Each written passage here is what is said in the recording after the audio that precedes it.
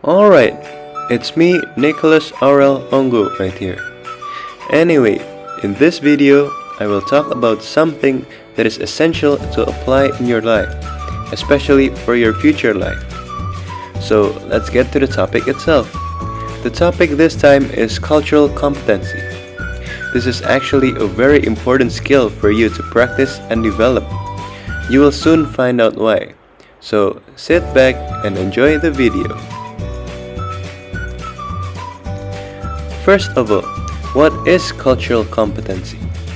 Cultural competency is the skill to understand, respect, and interact effectively with people of different cultural perspectives. It is important to have the principles of trust, respect for diversity, equality, justice, and social justice in order to gain cultural competence.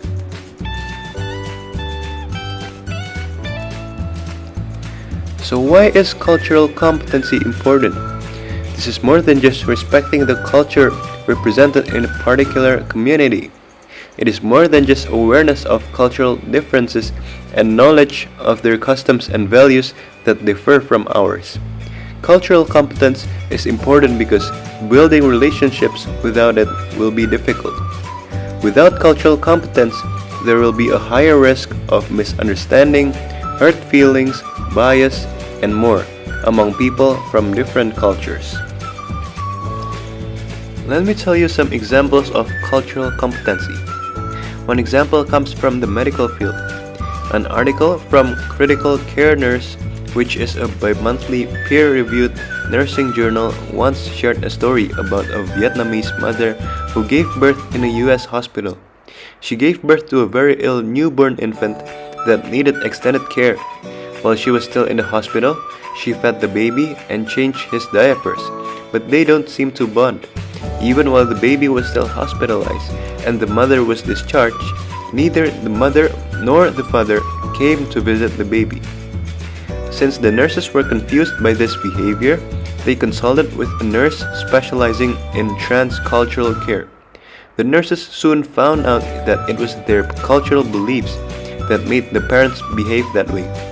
Like many Vietnamese, parents believe spirits such as evil spirits are attracted to newborn babies and can harm them. They believe that by not accompanying the baby, they can divert the attention away from their baby. It turns out that this behavior is an act of love and affection for their baby. Another example is the form of cultural competency in a workplace in general. Workplace leaders, such as employers or supervisors, are usually culturally competent because they respect various cultural ways of knowing as well as their traditions.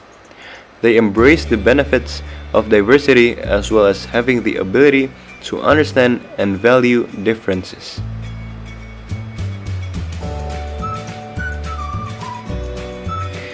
Now, our degree of cultural competence changes as we respond to new situations, experiences, and relationships. On the other hand, here are some components that must be considered in order to reach a high degree of cultural competency. The first component is awareness. This means you need to be aware of your personal biases and reactions to people from cultural backgrounds that are different from you. Okay, after this component, we can move on to the next component, which is attitude. In gaining cultural competency, it takes a good attitude. This means that you need to know how to react towards cultural differences wisely. You can develop your awareness and think before responding to differences in beliefs or opinions. The next component is knowledge. In order to stay connected with people from different cultural backgrounds, we need to be open to learning as much as possible about the people we face. Our knowledge affects our ability to respect and work with people from different cultural backgrounds. And the last component of cultural competency is skills. The component is about applying cultural competency and making them into one's daily behavior. Skills can be developed by interacting with diverse groups. Maybe you can attend a cultural event or something like that.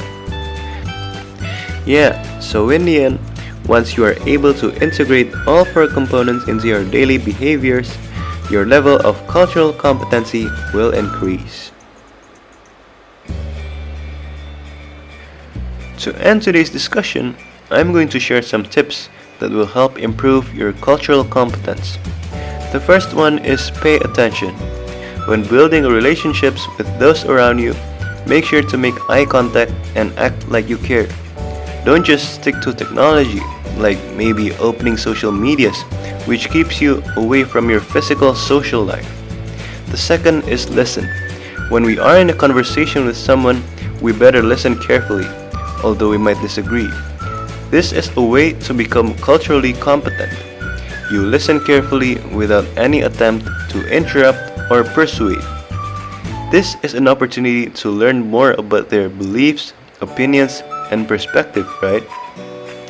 Yeah, that's what I think too. So, yeah. Well, the next thing is visualize. It is difficult to understand what other people mean by their own life experiences. However, we can try to visualize it. Visualize based on the descriptions they say, and it will help you understand other cultures and their views better. Last is learn. Maybe you could try going to a cultural festival that your friends from other cultures celebrate, or vice versa, to learn something new from each other's cultures. Alright guys, I guess that's it for this video. Thank you so much for watching. I hope you learned something. See you next time.